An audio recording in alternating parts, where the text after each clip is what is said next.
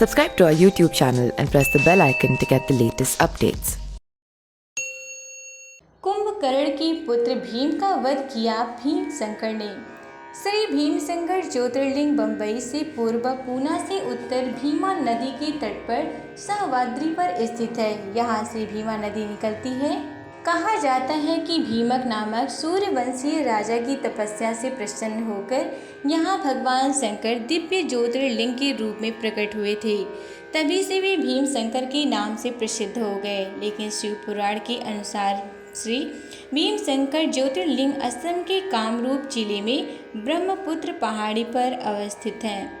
लोक कल्याण, भक्तों की रक्षा और राक्षसों की विनाश करने वाले भगवान शंकर ने यहाँ अवतार लिया था। इस विषय में शिव पुराण में कथा है कि कामरूप देश में कामरूपेश्वर नामक एक महान शिव भक्त राजा राज्य किया करता था। वे सदा भगवान शिव जी के पार्थिव पूजन में तल्लीन रहते थे।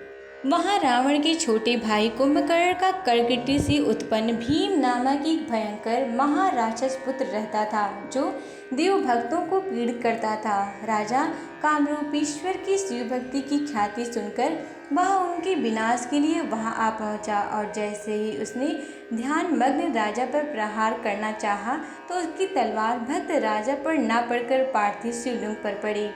भला भगवान भोलेनाथ की भक्त का कौन अहित कर सकता है। उसी क्षण भक्त वात्सल भगवान आशुतोष प्रकट हो गए और उन्होंने हुंकार मात्र से दुष्ट भीम तथा उसकी सेना को विनष्ट कर डाला। सर्वत्र आनंद छा गया, भक्त का उद्धार हो गया।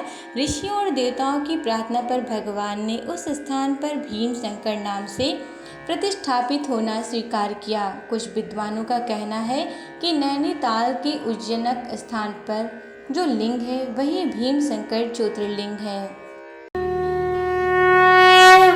Subscribe to our YouTube channel and press the bell icon to get the latest updates.